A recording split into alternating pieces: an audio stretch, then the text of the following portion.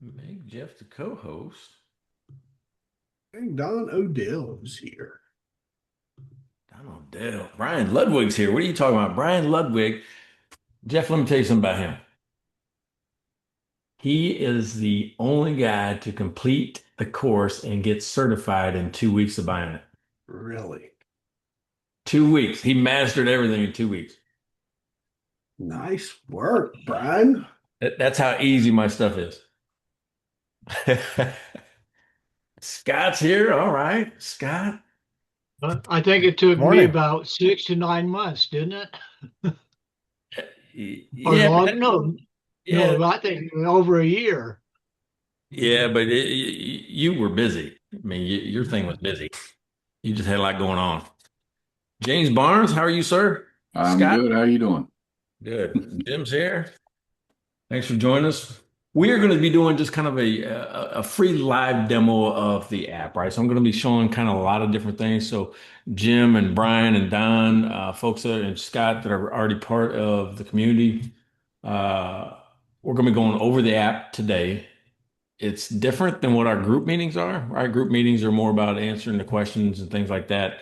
If you do have that, we can stop and do that. But I'm talking about questions about specific clients. We kind of do that in our community. But before I begin, what's the reason? I might ask James or Brian, even because I haven't seen you guys in a while. What brings you here? What's going on in your world? I'll jump in. Yeah. Well, actually, I met you and you did a little bit of demo back at GrowCon. Oh, yeah, sure. I Yeah, it was remember. last year. We're staying at the same hotel there. But over there, didn't have much time, but you did a little bit of a demo over there. And I got tied in with another product that I won't name. I got locked into it for a while. But I just basically wanted to get more info on it because I'm starting to get more clients that are looking in for additional advisory services Got it. Got and it. be able to see how it works. Yeah, we sat at the bar, didn't we? Yes, we did. All right, yeah, I remember exactly then, yeah, because you and I and Courtney had a good conversation one night. Yeah, yeah. All right, very cool. Uh, Brian, how about you, buddy? I haven't seen you in a while. Yeah, well, that's one of the reasons I'm here. It's a kind of more of a refresher. I know you'll be making some major great changes to your program and app, and I just thought this might be a great way to get quickly caught up to speed on all the changes you've made recently. Awesome, awesome. Scott, what's going on in your world? I know you're really starting to ramp up with this stuff. Right. Yeah. I'm just starting out, starting to hit my referrals yesterday and then obviously going forward. Um, so just, again, the new app is new to me. So just trying to get more familiar with it and comfortable. All right, so you were one of the last people to get most recent people to get certified. Right. Uh, you got any advice to anybody else that's on the call that wants to think about that test? What? Oh, well, I mean, kind of like a little bit what Don was saying. I mean, you've clearly cleaned up the process. You've got tools out there that are probably better than they were when Don started, looking at this stuff. So it's impactful. I think it's intuitive for the most part. And I'm just really excited to start getting some clients on it. Nice. Much better. It's much better than when I started. Yeah, I And bet. good. It was good when I started. I'm going to butcher your name, Micaiah. I got it right? That never happens. All right. I think you're muted or something if you're talking. We can't hear you. Or or maybe I just can't hear you. No, I can't hear you. All right. Very cool. Well, good. All right. So let's kind of get into it. Here's where this is coming from. Uh, for the last 15 years, I've kind of developed this program called, Hey, Daniel, what's up? Good to see you. Happy New Year. Develop- yeah, Happy New Year. Yeah, I hadn't talked to you in what, 6, 7 months now? Yeah, good. Welcome back. So 15 years ago, I started building this program called the Clear Path to Cash. And it was a combination of two different experiences. One is building 14 companies. The other was, for whatever reason, bankers started hiring me to come teach bankers how to talk to me, right? Which is the business owner. And what I did was I just used the same terminology and kind of flipped it, the same stuff I was using for myself, and flipped it so a banker could learn the terminology and learn some quick tools to help business owners understand financials simpler. So when you're looking at my stuff, my techniques or my tools, I don't want you to think about it as, oh, this is too basic for me, because it's not for you. It is a tool. It's like Rosetta Stone to help you talk to somebody else, right? To make it clearer for them. Because one of the things you'll see that I don't use a lot of, I don't use words like liquidity and solvency and leverage, mainly because I'll be sitting in front of a room of 150 bankers at the University of Colorado, and they can't explain what they are. Right? So that's a big indicator. If the professionals really stumble on those words, then the rest of us are going to really struggle. So that's where, hey, Paula, I saw Paula in there too. So welcome, Paula. Paula's North Texas. So here's what we'll do. I've taken where this started was I built the Clear Path to Cash. Then I wrote a book called Don't Be a Dumb Business Owner. And Don't Be a Dumb Business Owner is kind of the foundational piece of the seminars that I started doing and the tools that I built. And Don't Be a Dumb Business Owner isn't about being dumb, unintelligent. It's about I don't understand my business. Ah, there's James, got it. There you go. But what it does is it's kind of like a math textbook. So any of my stuff, don't expect the Great Gatsby, right? I call my writing style the Hillfessor. It's like a combination between a hillbilly and a professor. So it's the Hillfessor version, of everything that you get. Well, with that, I exited a software company in 2019.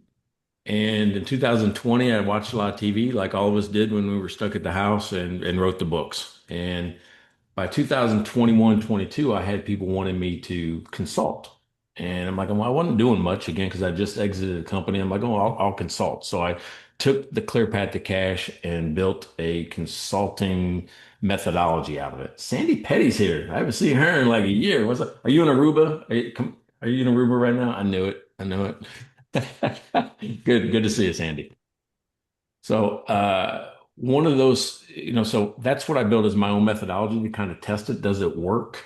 And I was doing consulting. And then in 2023, I had a bunch of accountants say, hey, can you teach us what you're doing? So then I had to share just spreadsheets. I was just using spreadsheets and just doing my method. And in 2023, I built the first version of the app, which I think as most everybody has seen the first version. I know Don has, Brian has, Daniel shaking his head, they has. And the first version wasn't leveraging AI at all.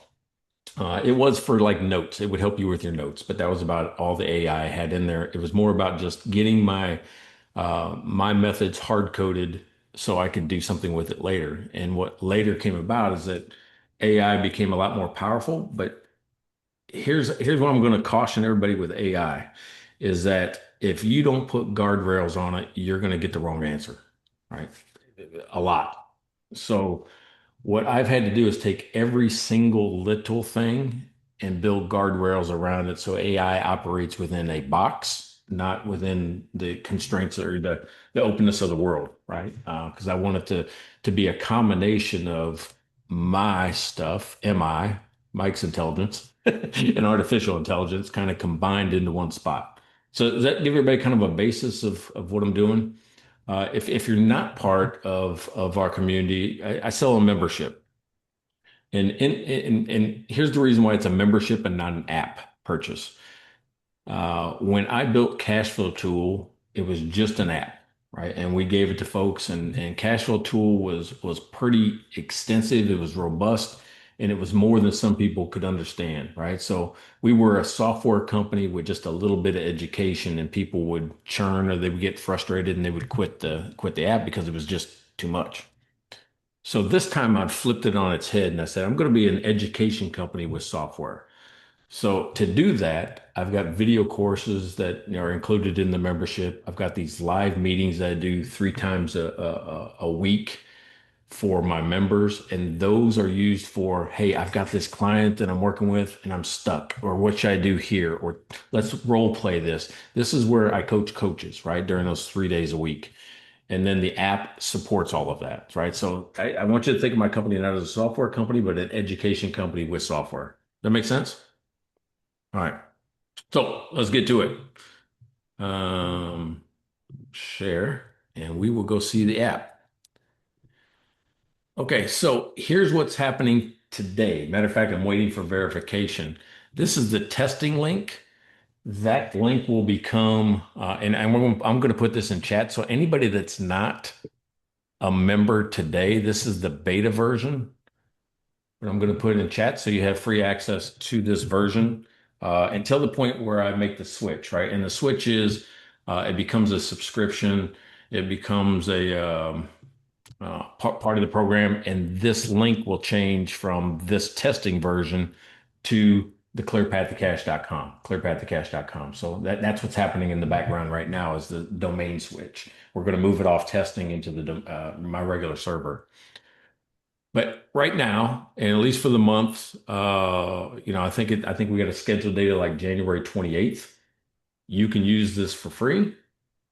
Try to break it, right? That's why I tell people all the time is try to break it.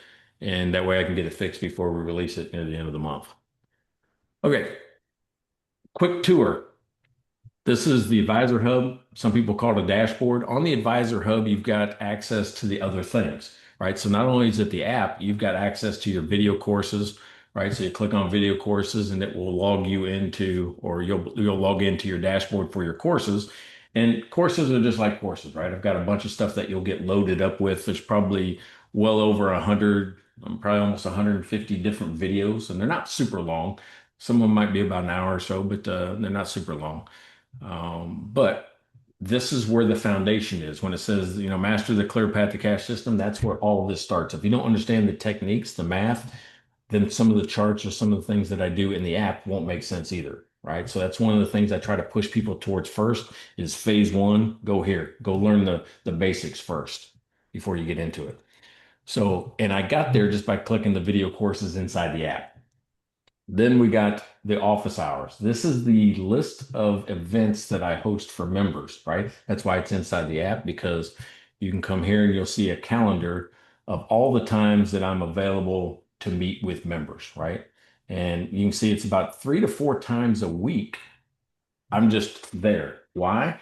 Because I don't want you to have to wait a month to talk to me. I don't want you to have to wait a week to talk to me. If you got a client meeting on Friday, you can jump into Wednesday or Thursday and we can get you all lined out for Friday, right? So I want to be there for you when you need me. So it's like hiring me and you've just set a meeting with me on your thing. And here's what all the description of what it is. You can subscribe to it all. And Jim, who's on the call, helped me fix that yesterday. So thanks, Jim, for that. But you can subscribe to all and it just creates a different calendar, Google, Apple, ICS, whatever that is, you can put that in there. Okay. Now, in the Advisor Hub is kind of you won't have any of these admin tools. That's kind of how I fix things and how I monitor things, but you'll have everything up above. The activity feed is a communication tool between you and your clients. Think about like a private social feed between you guys. They only see theirs. You can see all clients at once, right? So it acts and behaves like social media. They can add pictures, they can add, whatever it is, but you'll have a social feed of whatever they've loaded up for you in different clients. And if you want to go to that client, you just click on it and it clicks to that client's activity feed, right? So theirs is separate. You'll have one single view of all your clients loaded right there, right? And that's how I kind of logged into the dashboard of one client. When you set up a client, you're going to talk about your NAICS code, right? NAICS code is industry average. I got a complete set of industry average built in here. One of the cool things that I was able to do with this product this time is it is a live dynamic version of industry averages. So as the community grows, so will the data move as the trend of the community is. So we're not waiting a year behind to see movements in the industry. It's happening in real time, at least within our own community. So that's one of the cool things about it. I've got a health grade, trends of the health grade, any meetings that you have scheduled, with your client can be, put here. You can schedule a meeting between you two. This isn't on my calendar, it's just on your calendars. It connects to your Google or whatever that is. Any actions that you're working on would be there too. And then I've got the four big pillars of any business down at the bottom, right? So if you don't know where to start, but you've loaded data, and I'll show you how to load data. And when you loaded data, it's going to analyze it instantly and kind of show you where the biggest problems are. This is about cash flow, access to cash. If you're noticing, these words are not solvency, liquidity, leverage. It's like debt load, access to cash, resource use is more like, the efficiency of turnover rates and things like that. And staying power is more about profitability and, does your business model work? So in this case, we would start probably on the F, or if you want to know what that means, you just click on it. And I show all my grading, how I got to that grade, how you got that, what ratios went into the overall grade, and what tool to use. You want to improve this? Let's start with cost analysis. So let's start with the home run financial system. So one of the things that I'm doing this year is Jeff, he's on the call. He's my marketing person. He runs the marketing and sales for the company. And what we've done is we've created a campaign called Almost Helpful, right? And what's really cool is that James Barnes just gave me one of those. Where you invest in your time, your money, your energy into a tool, into a dashboard, into a program, and the first time you go to use it, it hits a roadblock, right? It doesn't answer the question. It stops short. That means it was almost helpful, right? I had all the promise, but I got stuck. Well, that's the campaign of our whole year. Why? Because all the people I talked to in my community that came to my stuff goes, oh my God, this is what they couldn't answer. And whatever program you're on, I'm not here to talk about the programs, but you're on one, it only goes so far before you have to go find another tool. So that's what I'm trying to do is eliminate that feeling, because when I've talked to clients and I get stuck, don't you get like embarrassed? Don't you get, I feel like a heat rush through me sometimes, like, oh, I don't know the answer here. And sometimes I don't like that feeling. So I've built tools so I never have that feeling. So that's Mike, can I ask a question? yeah, go ahead. On this one, you use the term staying power. When I talk to my customers, oftentimes when I break down to them, we talk about is my company healthy? The two terms that I use, and I just want to see where this fits in. The two terms that I use are like, are you resilient? Is number one. And number two is, do you have a sustainable business model? So resiliency often has to do with a big part of it anyhow, is how much money do you have in the bank if there's an emergency, right? And for that, I generally use months of OpEx. Months of OpEx tends to be, and then there's other ratios that relate to that. But you're using a term staying power here, and I'm just wondering, it seems to me like staying power in the formulas you just used there is really about business model, not about runway or how much sort of cash you've got to get you through hard times. And could you clarify for me kind of, okay, you call it access to cash, right? Okay. So when I think of access to cash, one piece of it is the bank account. Okay, staying power, long-term profitability, ability to make, okay, I see. Got it. So access to cash is really the one that I think of as resilience. Something bad happens, you can weather that storm. You call it access to cash. That's just the word I use for it. And staying power is really when I use the terms, I use business model, but it's the same idea. Okay. Did I just answer my own question when you came to this screen? Yeah, maybe. Yeah. And I tell you, that's one of the things that's hard about being a coach, like in my position, is how do we all talk the same language? What's the terminology you're used to? What's the terminology you've used? What do I use? I could play with these names, all day long and not make everybody Absolutely. happy. Yes. Yeah. So that's why I try to be very transparent. and educate at the same time, which is what does access to cash mean? Well, I tell you what it means up top. Yep. Then I show you how I calculated the whole thing. Yep. Right. The ratio. Yeah. Ratio, So cash runway. Exactly. Yeah. So this is the one, really, this is what I use the term, and I just change it. I can just change the terms. And yeah, great. Okay. Thank you. yeah. So when you create the company, right? You notice I got a bunch of tabs up here. There's 6, 7 tabs, I think, 7 tabs. The first part is the data tab, right? And the data tab is how all the information gets in there.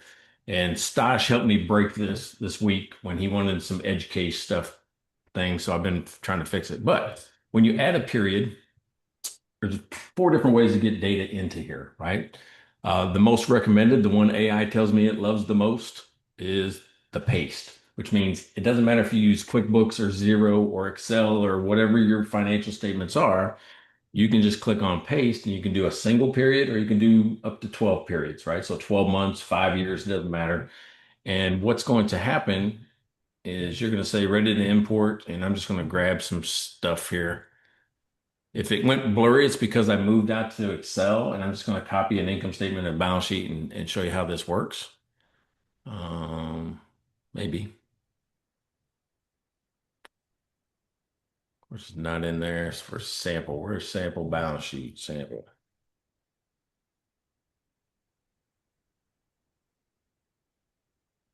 Here we go. All right, so this is 5 years of balance sheets, right? So I'm going to copy, come back to you guys. And there's 5 years of balance sheets that I've just taken off of Excel. And I guess I could just share everything and show you what that is because I don't want you to feel like you missed a step. Just share my whole screen. I don't have anything weird on there. All right, so I took this balance sheet right here, 20 through 24. I just took that balance sheet and I copied it. And when I copied it,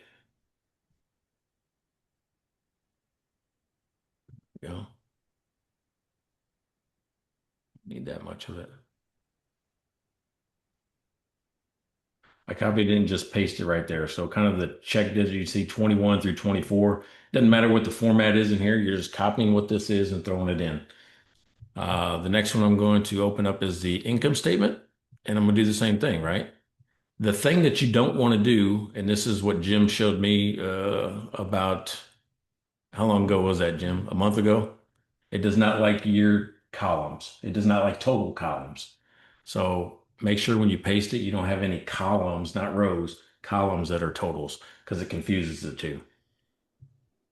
But right now I'm copying just the income statement, and I'm going to throw that in there in the same spot. If I want to help the AI learn, I can throw in chart of accounts, right? It kind of understands your chart of accounts better if you want to do that and you have it. You only got to do that once, right? It just gives it more information.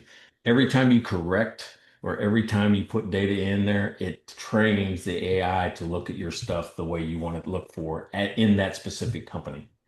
So the first thing that should happen when I put the balance sheet, I got 5 years of income statements, 5 years of balance sheets. I go to mapping. You only got to kind of do this once, but this is just your confidence. That's the reason why I put the mapping in there. You normally don't like mapping, but I like to do it for you. But I've had enough situations where people want to feel confident and they want to see where it's going, and what's happening. So if these are operating expenses going to be there, if I don't want operating profit in there, just ignore it. You can do that, or you can assign it to any other category you want. Right, is one of the things. If it's an income statement, it's only going to show you income statement type of accounts. If it's a balance sheet item, it's going to show you balance sheet type of accounts, right? Just like here. So, or equity. So it's balance sheets or income statements. You don't have to put in the cash flow statement because I calculate it for you automatically. One of the problems people have with QuickBooks, they don't like the cash flow statement that QuickBooks generates. So I'm doing my own indirect method inside here in the background for you. So I'll calculate that for you. If there are any problems, they'll be down here. You can either fix it if you want to. A lot of the problems that show up is saying, hey, you got multiple things mapped to one account. It's okay. Some of them are sub accounts. Don't freak out if you get multiple accounts because sometimes there are that you want rolled up into another account for analysis. But once you do that, you're going to save and parse with AI. And it takes about 2 minutes, right? You guys have used AI in the past, but it's going to take what you've pasted in there and put it in the right fields inside the background of the database so I can use it for the analysis on all of it. That makes sense how that works? So paste, confirm the mapping. It'll show up and say, here's what we found. Will be a confirmation page. Or it'll die like that because I've been goofing with it this morning. But there's a confirmation page that pops up, says here's what we got, and then it'll say import. So you got one more visual check before you import. Is what happened, and it crashed right now because I have a fix going on in the background with my developers trying to fix something on the confirmation. All right, that's why it's in beta, guys, and I'm not charging for it. So once you have the data in, it's going to go through a bunch of automated analysis up front. It's going to tell you what it sees, give you a health grade. And you're like, oh, how do you get the health grade? We just click on the grade and I show you exactly why it's graded that way and all the math that I use to get it there and how much I weight each one of these for the grade. It is not a grade like you get in school. This is a risk grade, right? It's how much risk is in the company. So don't think about it like I got a B or I got an A. Everybody else on the bell curve got a C. This is a risk grade like a banker or an investor would look at it. All right. So we got data, we got overviews. The next thing you've got is, I'll just start up here. On the guided. Guided mode means I'm taking away some of the things so you don't get overwhelmed with looking at too many options. Guided mode is I'm only going to kind of show you the next thing that you should be doing or thinking about with this client. Or power mode, it's going to expose everything. You got full use of everything. So if you're starting out, hey, start out with guided and just kind of follow the guidance along. But if you ever want to, you can switch back and forth between guided and power anytime. And where you'll see it the most is in the tool library, right? That's where you'll see it the most. Notes are private notes for you, right? These aren't something the client sees. Like if I click on notes, you see how it opened a window outside of it. So if I'm sharing in Zoom, this would open up outside of what I'm sharing with the client. And I have all the notes from our meeting or whatever I wanted to talk about listed in front of me. And I can create actions from here. I can use an AI agent over here where they can't see it on this side, right? So if I want to go, to an AI agent, I go here. This is where I've taken AI and made it very singular in a box. So I can ask it things about cash flow. I can ask it things about inventory, whatever I'm talking to the client about, but I don't want them to see that I'm using AI for a little help. I can just go over here and who wants to pick one? We'll just see what this looks like. You guys can see the notes, right? Because I'm sharing the whole desktop. All right. Let's just say valuation specialist, right? Like I give you some examples, right? Or sometimes that's the question you need to ask, like how can we increase valuation in 3 years? I can do that. Talking to the client, it's going to tell me the answer. Client doesn't see that I'm using it. I didn't have to do a lot of typing. Clicked, and I'm ready to go. When it produces the answer, what you're going to see when it produces the answer is you're going to say you can save it to notes. You can create an action item out of it. See, that's what it's doing now. It's giving me the whole answer on how we can do it. Now I've got a plan that I can start walking my client on. If you see how I've got the tools already listed in here, if I want to use a tool, I can just click on it and it will change what the client can see. Say, hey, I got this tool. Let's kind of go through it. And it will open up the exact tool that the AI agent tells me to use. What do you guys think of that? Yeah. So it's going to go through there. You can save that to your notes down at the bottom. If you want to create an action item, like I just says, hey, you know what? Next week, I want you to start gathering everything together for the inventory. I can create an action item and it puts it on their to-do list, right from here. So I can do that. And most of it's already filled out for you. It's going to take what AI produced, create an action item and go. James, what's that, buddy? All right, so whenever you're doing this, like the notes that, pops over is and preloaded questions that are in there, is that specific to the client that you're actually viewing at that time? Yeah, the answers will be, right? Because That's what I mean. Yeah. yeah, the questions you come up with, but when you ask the question like, what would happen if we increase price by 15 cents on this widget? It will go to the pricing center and the inventory center and tell you the impact of that. These are connected, and where you can see that is right here.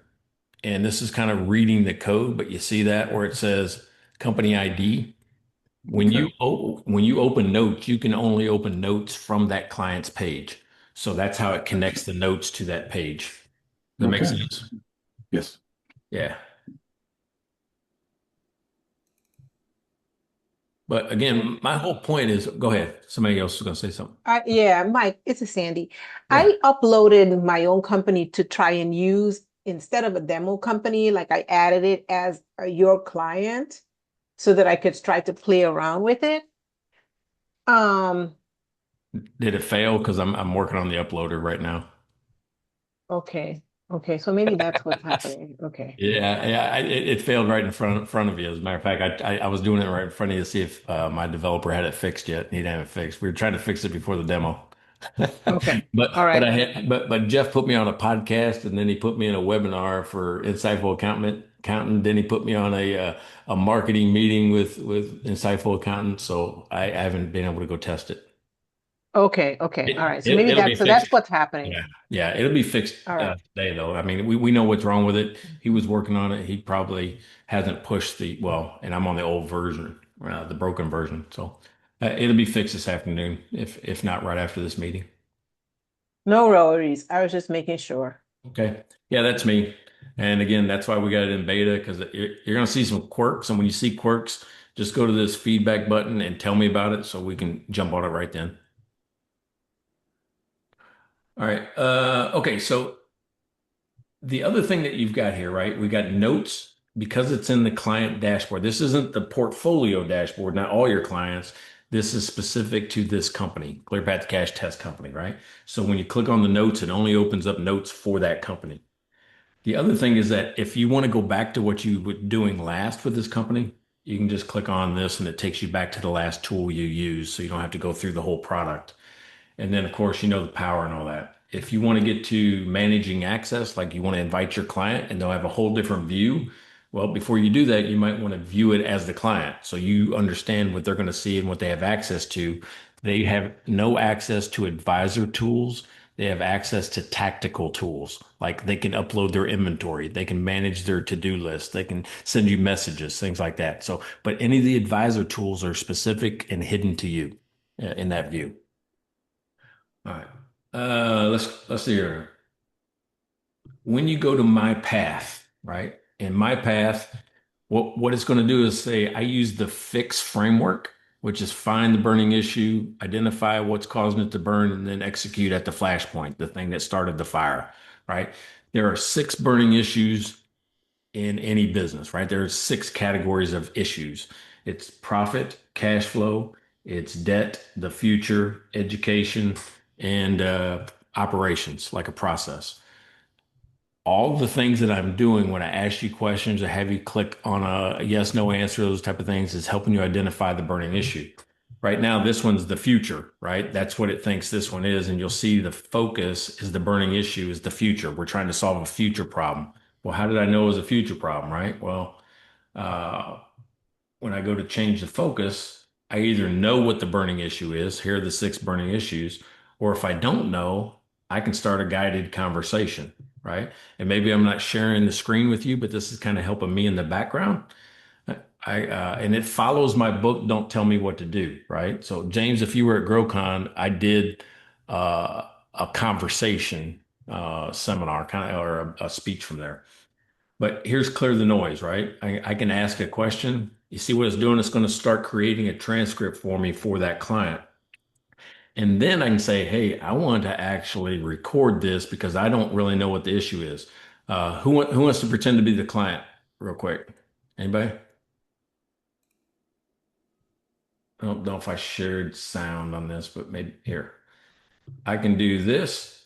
I can either do microphone and just kind of, if we're sitting at a table together and record our conversation, or I can do a Zoom tab, a screen tab, or I can do start recording. It'll say, give me what you want to record. I'm going to do the window is the best way because it won't allow you to select the current tab that you're on. So you do window and it put you on the current tab. Share the system audio. I can do that. And then it goes, right? It's starting to just transcribe what we've got. So I would say something like, hey, what's been going on in your business lately? And Jim, what's been going on in your business lately? Hunting for new clients. Just hunt for new clients, right? So when you're hunting for new clients, you know what? Tell me more about that. What do you mean? I've got a good consistent client base right now. I want to grow the business. So next day I've got a team that's doing most of the work on the day to day. So next step is to continue to increase monthly recurring revenue. Got it. Okay. So let's just pretend I wanted to, we stopped the conversation there, or I stopped doing that. It's going to transcribe, that conversation. And then either I can select the burning issue, right? So it's already transcribed it. I can say analyze the transcript, and it's going to come up with some options, right? Here's some things you should be thinking of. So we think it's a profitability issue with 90% confident. Again, we had a partial conversation, but it's going to tell you what it is. Open the profitability playbook, and now you're going to be able to use these tools to be able to solve their problem, right? It's going to give you some some action items. Because we had a conversation and we already had financial data in, it's combining the two and coming up with where the problem is, the biggest problem is in the company, right? That makes sense?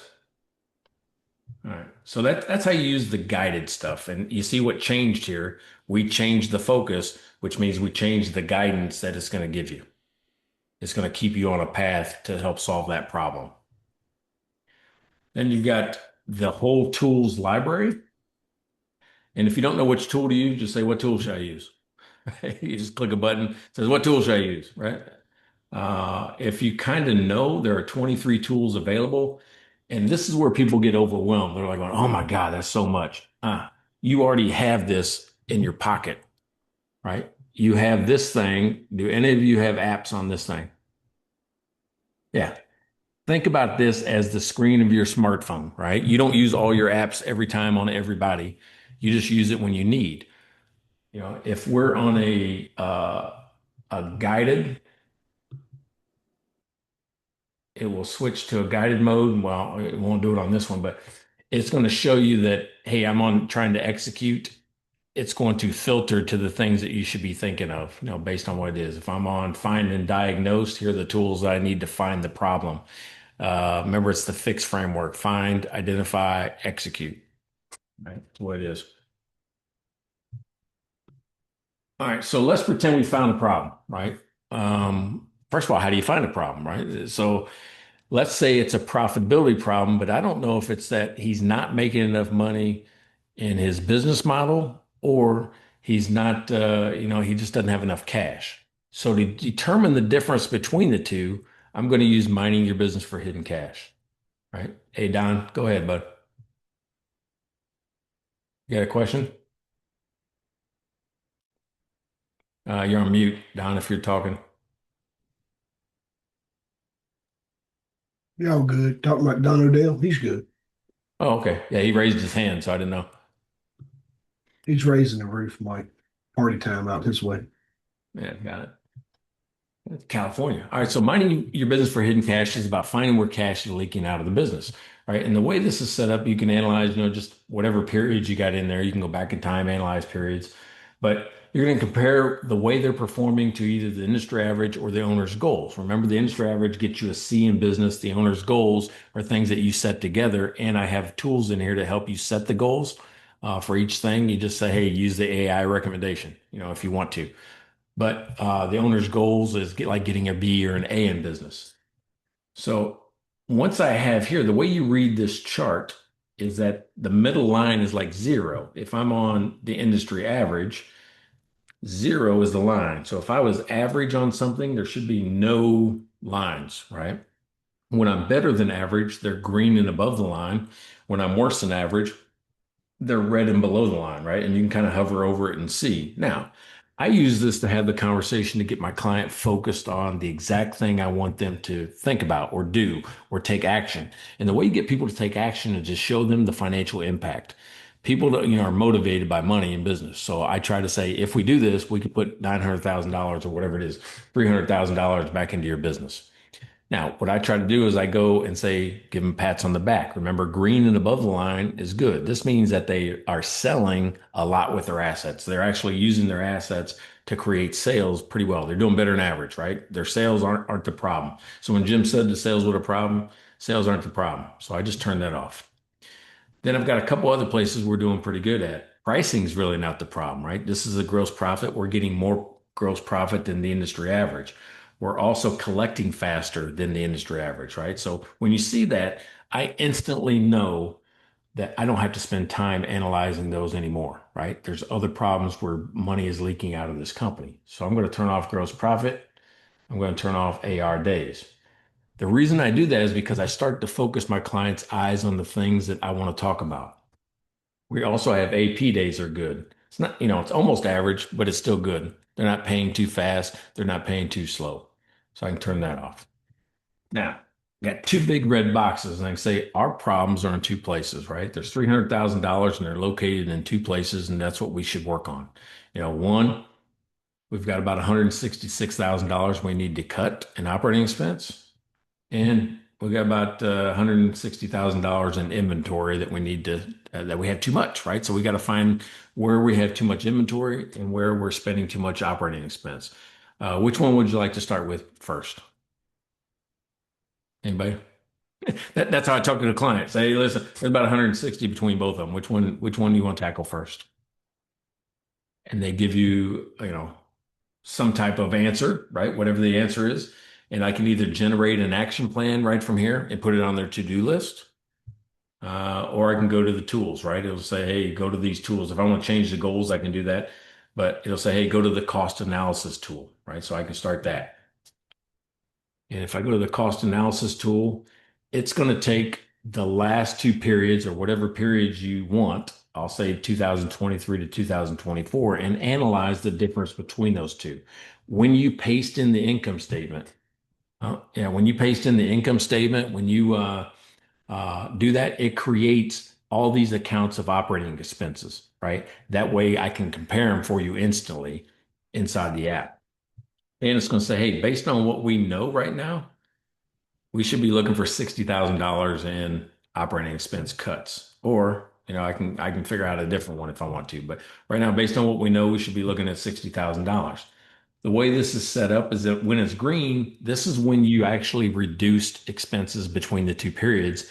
When it's red, this is when you increased expenses between the two periods. So I'm just kind of giving you a visual of here's some stuff that you cut expenses on already. Here's some stuff that you didn't. So I can kind of show you where the biggest impact would be. Then down below, I have this thing called the lemonade stand test. Are things, do we need it or not? Have you guys seen me go through like the key resources and key activities exercise for a lemonade stand? Okay, so this is part of what's called the lean business model canvas. And key resources and key activities are things that you absolutely need to have that business. I can't have a lemonade stand if I don't have lemons. I can have a lemonade stand without an umbrella. I'm just going to be uncomfortable, right? So that's how I get clients to determine what's needed in the business and what's not. We go and ask the question. You can see that these are unreviewed. We've determined that this is non-strategic. Strategic means I can't have a business without it. Strategic means I have to have this in order to have the business. So if I look at, vehicle expenses, I come here, that actually went down. So let's find one that went up. Meals and entertainment or employee benefits administration, but we'll start here with meals and entertainment. I click on this to set whether it's strategic or not. If it's strategic, it's not going to tell you to cut it. But I come here and I just start asking my clients questions like going, hey, do you need this? All this meals and entertainment, is it necessary? And let's just say they say, nah, it's nice to have. I don't really need to do some of the stuff that I've done. Can you afford it? Well, if we're in a cash flow crunch and we're trying to reduce operating expenses, chances are no. I mean, I don't think I need that.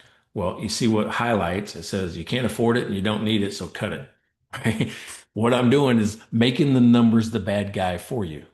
Right? This makes the numbers the bad guy, not you. You're saying you're not telling him to go cut meals.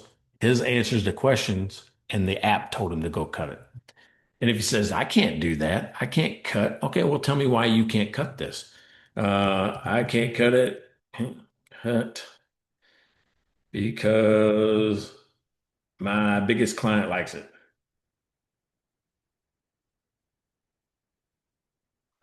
And say, okay, well, now that I've got a reason why you don't want to cut it, I can use AI to kind of put it to it and says, hey, I know your biggest client likes it, but you still need to cut it. Sometimes it'll tell you, oh, that's a good reason.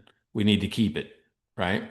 So what this is doing is helping you have a conversation about cutting expenses. This is how I analyze expenses. And when I want to, I'll save that classification. When I actually want to make the cut, I can go to here, mark for reduction. I can choose a percentage that we're going to cut it by. I can choose a custom. It'll give me AI guidance about cutting this. And if I need a cheat sheet, I got some advisor questions, things that I could ask. So I've given you some verbiage to use as well if I need a little cheat sheet to think about it. But when you cut it and mark it for, I'm going to cut it by 10%. Mark it for reduction. Now it's marked for reduction, and then our progress toward our goal. So, okay, hey, we found 2,500. We still need 58,000 more. So I'm helping you see them make progress in real time. Right. So that's just one of the tools. That's why I call this tools. You won't use this every time with everybody. And you click back, it goes back to the tool library. And inside the tool library, we've got other things that we can do. One of my favorites, believe it or not, is the pricing center. So the pricing center is going to make sure that you have priced your goods right and that you're not losing money on your sale or that you're getting as much as you can. Now, when you have, we'll just say we'll do a market analysis. Inside my inventory, I just uploaded all my inventory products and I put in things like names. And if I got a SKU number, I can do that and what it cost me and where I buy it from. I can say, you know what? I can add my competitors, put their websites in there and go check their stuff. It just keeps it for them automatically, all their competitors. Or I can say, hey, analyze all these products for me. And it's going to go out to the internet and compare what you charge versus what they can get it anywhere else on the internet, right? And it produces a report for you instantly while you're talking to them about it. So all of these products, these 7 products are now being analyzed, and I'll get some results that we can talk about. For instance, good old, it's still faster than going out and looking for yourself. There you go. All right, so let's just say we're doing sourdough bread, right? It found 2 other places and it has links to where it found it. The average for sourdough bread on the market right now is $4.52 for every place that AI found it. And the low was $2.94, the high is $6.79. You're at $10. Maybe the reason why, you're not selling as much sourdough bread is you're way higher. Maybe we should look at that. Or down below here, we need to raise on our ceramic capacitors, right? We're selling it for 14 cents. The average is about $1.65. So we should probably increase that price. But instantly, I've done a whole pricing analysis for my client within a couple clicks, right? Once you get that in there. So that's one way you can do that. And if you want to know specific things, like I want to drill into the actual specifics of this ceramic capacitor, I can do the same thing. I can change my gross profit so I know what the price of that, because most people misprice things. But I can do the same thing here just for an individual product. Oh, go ahead, James. Regarding inventory and the pricing, because that's kind of like what you're looking at there, right? Yeah. How do you get the information? I mean, my clients are about 87% of them are in the construction and trades. Yeah. And I've also got a couple of marinas as well. And one of the marinas I deal with, actually, their biggest thing is actually boat parts and repair. So they've got huge inventory of parts and pricing. So it's like, does that integrate from their system for the pricing on here, or how does? what you'll do for putting those in Mhm. is you're just going to paste whatever you got in. So I go to, if you don't know what to do, I got a search bar here. I just go inventory. Oh, there's the inventory master. Click on inventory master, and it connects. All these tools are connected. They share data back and forth. But I want to import items. I just paste, I export it out of wherever they've got it. Okay. If it's a spreadsheet, I just take their spreadsheet and paste it in there. And if I need a template, I can download a template, if they don't have any type of thing, but I can just paste whatever they got and AI puts it in my fields. All right. And then this compares against, and then the AI then is what compares against other industries. Yeah. Okay. Yeah. The more data you give it. In that industry is what I mean. Other businesses in that industry. Yeah. Other people doing the same thing. Yeah. Okay. If I want to change pricing, I can. I've got markdown strategies, and it will tell you when you need to start marking stuff down to move it so it doesn't sit there long. Like it'll tell you, hey, this is dead moving. It's not moving as much, because what happens over time is that I have these operations that, hey, here's your count sheet. I delete it. I say, go count it. And then I just import whatever they give me back. Gotcha. Where they can do it on their own, right? This is one of the tactical things that they can do on their own, and you don't have to waste time on it. If they order, they can generate an order sheet, because it will go and say, hey, you put your count sheet in, here's what you need to order. Everything that's under par, because it calculates par, how much they should have for each item. And it will tell you order from these suppliers this many. So you get back up to your par level. If you do a quick purchase or you want to log a receipt, you just take a picture of a receipt, throw it in there, and it will add it to your inventory. Okay. So all that. And then it kind of gives you some history. Like if you have some data over history, you can put that in there saying, here's my sales over the last 12 months of these specific items. And it will help you determine how much you need and what your seasonality is. Okay. Yeah. So we got like a 13-week cash runway on here. So this is kind of short-term stuff, short-term cash flow. And you can just upload in your transactions, things that are already put in there from your debt service, because this has a debt reduction tool in it. So all the payments that you're making for debt will be put into that. And when it actually happens, from the debt plan that you have, if you want to, add transactions, you can, or bulk import. Like I can put in all my AR, I can put in all my AP and those type of things, and it helps you manage that. So that's kind of short-term cash flow stuff. And then, of course, what did I just say that I thought would be interesting for you to see? I said cash runway. Oh, debt reduction. So debt optimizer is one of my favorites right now, because this is a big problem I'm seeing time and time and time again. So once you have the debt schedule in, right, and you just say, I'm going to add a debt instrument, or I'm going to import from Excel, right? Just here's my debt schedule. I owe this much. Here's the rate. Here's the payment. Here's the maturity. Here's the original balance. Whatever that is on your debt schedule, you just import it into it, and it creates these debt instruments. This is all the things that we're paying on. Then I can say, okay, well, I can analyze the portfolio to see if there's things that I can do. I can calculate strategies. I can make extra payments.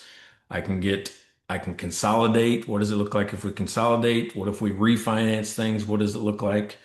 Some of the things that I like if we need, like this is the avalanche plan that we did. So if we do calculate strategies, there's an invalid payment on this one that we'd have to fix first. But if I go get program recommendations, this is for when you are thinking about getting a loan for this company. It's going to look at your financial system, all of your financials, and say these are the best programs for this company, right?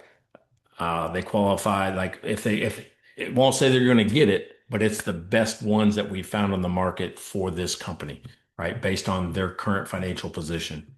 So they probably qualify for an SBA loan. They need to refinance some of the equipment because I think there's lower rates out there. And if they need this low priority, they can get a cash advance. But it's going out there and looking at this particular company and trying to help come up with a debt plan for them. Come on, that's pretty cool. Usually I get a standing ovation after that. So that's what I want you to do is I want you to look at this as just like a smartphone Yeah, there you go, Jenny. We do put a valuation on the company, right? So all of these that are in here, what's been the value over time? What's been your contribution over time? What if scenarios? How's it impact? So you can do valuation work in here as well. And advisor only tools. So if you just want to see what an advisor has, these are the advisor only tools, which means your client can't get to them. So when you give them client access, most of the things that are in the clear path to cash are just for you because they don't know it, right? They haven't been through the course, they haven't seen the stuff, so they won't know what these are doing to be able to help them. This is the action board, right? So when you create these actions like we've been talking about, it gives you a couple different looks. I prefer, a Kanban board because I can just drag things across and move things if they're, it's just easy to maintain your to-do list that way. If you don't like that, there's a table view. You can sort things by pending, export, sort and whatever they are, who's assigned it, who's supposed to do it. And there's a results, which means, hey, when you complete an action, it goes and looks at the results, right? It's going to calculate, hey, when you did this, this is what happened to the financial statements. So there's a financial impact that it's trying to calculate on all actions that you do. And it's going to tell you, hey, every time we do something together, first of all, you've only done about 60% of the stuff that we agreed to do. But every time you do something, it puts $35,000 in your pocket. You only pay me $2,500 a month, but every time I ask you to do something, I give you $35,000. I think that's a good trade. Maybe we should just keep working together, right? And so it tells you exactly where the wins came from and how much difference it made, right, by doing that action. So it's a way to keep your clients in front of you and keep them motivated to do the next thing. Say, hey, listen, I mean, we put 176 out of that 300. There's 176 we've already put in. Let's go. We got more work to do. So questions, comments, concerns, moans, groans, gripes, complaints, otherwise? All right. So here's what's happening with this product. This product right now is in beta and it's free use for everybody. And when it's completed, when I don't have these little bugs like this data thing I'm working with right now, when I don't have that, I'm going to switch it to the paid model. If you don't have a membership, you'll lose your data that you put into the free version. If you have a membership, the data will stay.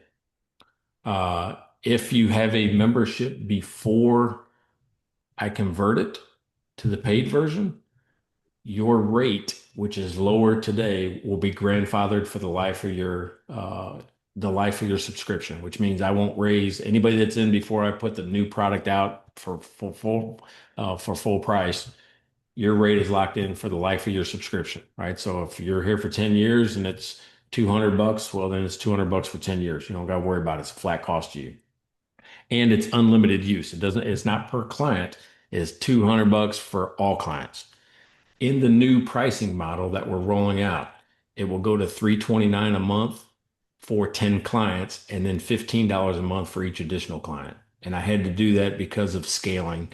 I've got some larger firms that want to start using this, and it's not fair to charge them the same amount as some of us. So in order to make it fair for the larger customers and smaller customers, I had to do it that way. So everybody gets 10, everybody above that gets 15. So if you want the lowest, best price for the life of your subscription, I'd get in now before the end of the month. Jeff, anything I missed? If you're in the SBDC, I will add this. If you're in the SBDC, it's a whole different thing. You just got to contact me offline because they're a nonprofit. I have nonprofit pricing for the SBDC. Question, Mike, can you hear me? Yeah, sure. Hey, how you doing today? Great. How are you? I am doing very well, thank you. What a beautiful, in fact, beautiful is not the right word. I am new to your product. I've been following you for a while and I've been putting my fingers in it. But I just want to commend how you can do so much in one app because I've been looking for like a planning, forecasting, budgeting advisory tool. And the reason I've been holding back is because I haven't found one app that can kind of do that very well for me. But it seemed like you have those kind of put together in here, because I started with the I think it's the planning tool side of it, and then of course since then it's gone robust to where you are at today. So with that pricing that you mentioned, on the website you have the 3 different plans. Now, does that include the Clear Path to Cash, this new app? Is that it? I know it's been updated and everything. Is that still there? Yeah, so in order to get this app, you've either got to be in the standard or professional. Now, I'm also in a website redesign, and those tiers will go away. There'll be one membership at $329 when I release it. The $169 will be for the old app only, right? Okay. Not the new app. Okay. So to get to this new app, you said it's either the standard or the professional if you're in any of those 2 right now. Yeah, and the biggest difference between those is like white labeling, it's CPE if you need that. If you don't need that, don't worry about it. Or the certification that you can take the test and get the certification. I think is Scott still here? Scott Lee. Oh, Scott just did it, but Don and Brian, Don's taking it, Brian's taking it. So there's plenty of benefit there, I think, from getting the certification too. Right. I plan on doing that because I feel like it's a lot, and to be able to use it, I almost feel like you have to have a program, a step-by-step course, like a handbook, because it's a lot in there. And I won't a type A learner, like, okay, we'll do this first and then you do this next. And so I don't see any other way around for me to learn this without going through the courses. Are there any other ways? Are there short videos or things like that?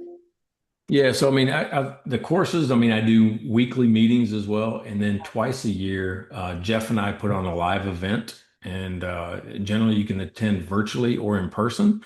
I always think there's more energy in person, but it's the same experience. Don, you've done virtually. What's your experience with those live events where it's 2-day immersion? We just go over all this stuff in 2 days. I see. I haven't joined any of this. I've been doing your short webinars, like the Friday ones like this. I haven't. In fact, I was just on with you at 11 o'clock. That With webinar with insightful accountants. Yeah. Those are fun, right? Those are just kind of getting people used to me and the way I teach. Yeah. Yeah, that's one of my favorite courses. That the one you thought about the cash flow and everything. Yeah, very cool. Makes your head straight and simple to understand and convey that to the clients as well. It's really kind. Thank you. Yeah. So, Right. okay. So it's either the standard or the professional, and the main difference between the 2 of them, you said it's the white labeling and the certification. Yeah, that's probably the biggest difference. Well, and then you get 4 hours a year, so once a quarter of one-on-one time with me. Got it. Thank you. That's kind of the biggest thing. Because some people, they want that little extra help. So there's 4 hours of extra help right there in the professional version. Thank you so much. Thank you. I appreciate it. All right. Yeah, and if you have other questions, yeah, I think Jeff jumped off, but I think Jeff will reach out to most people, or I can as well. So, any final thoughts or questions, from anyone? I'm super grateful. Thank you for joining me. Let's go get them in 2026, right? Would we get a recording of this? Maybe I'll see what Jeff does with them. Okay. Yeah, because I came in. I'm just a guy that talks. I don't do all that stuff. I just talk. Yeah. So yeah, I'll see what Jeff does with the recordings. I think he probably does. I think, hey, Paula, great to see you. Probably be on the YouTube channel if he posts it. Yeah, that's usually where he puts it on. There's a Cash Flow Mike YouTube channel, and they'll probably put it there. So, all right, y'all. I appreciate you. Take care. Have a good weekend. Have a good weekend. Bye now.